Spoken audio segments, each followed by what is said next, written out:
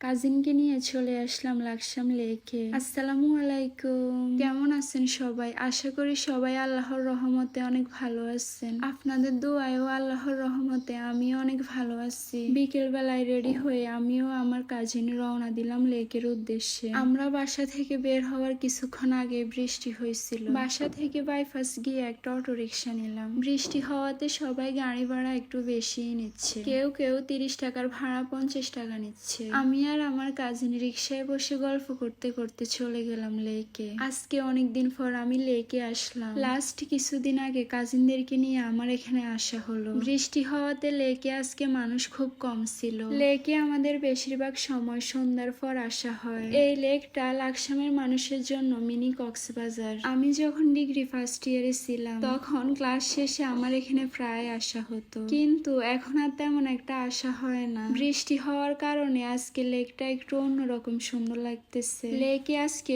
প্রচুর বাতাস ছিল। আগে লেকে আমার প্রায় আসা হলেও বেশিরভাগ সময় ফ্রেন্ডদের সাথে আসা হতো। কাজিনদের সাথে আমি খুব কমই আসলাম। আমরা লেকে আসার কিছুক্ষণ পর শুরু হলো ঝড় তুফান। আমি না থাকলে কনক একেবারে বাতাসের সাথে উড়ে যেত। বৃষ্টি হওয়ার কারণে লেকের চারপাশে সবগুলো গাছে সুন্দর সুন্দর ফুল ধরেছে। আমার কাজিন কনক আমার সাথে ঘুরলেও তার মন কিন্তু ফুল গাছের দিকে। তার প্ল্যান ছিল আজকে সবগুলো গাছ থেকে একটা একটা ফুল নিবে, কিন্তু এখানে একজন পাহারাদার থাকার কারণে সে এখান থেকে তেমন একটা ফুল নিতে পারে নাই। অন্যান্য দিনের তুলনায় আজকে লেকের পরিবেশটা একটু অন্যরকম ছিল। অন্যান্য দিন লেকে মানুষও বেশি থাকে এবং প্রচুর গরমও লাগে। লেকের সবকিছুই আমার অনেক ভালো লাগে, শুধু একটা বিষয়ে খুব খারাপ লাগে, সেটা হলো লেকে গেলে আমি পূর্ব পশ্চিম আওলাই ফেলি, কোনো দিকই ভালোভাবে চিনি না। আমি আর আমার কাজিন এখানে প্রায় 1 ঘন্টার মতো বসেছিলাম। আজকের ওয়েদারটা অনেক ঠান্ডা ছিল,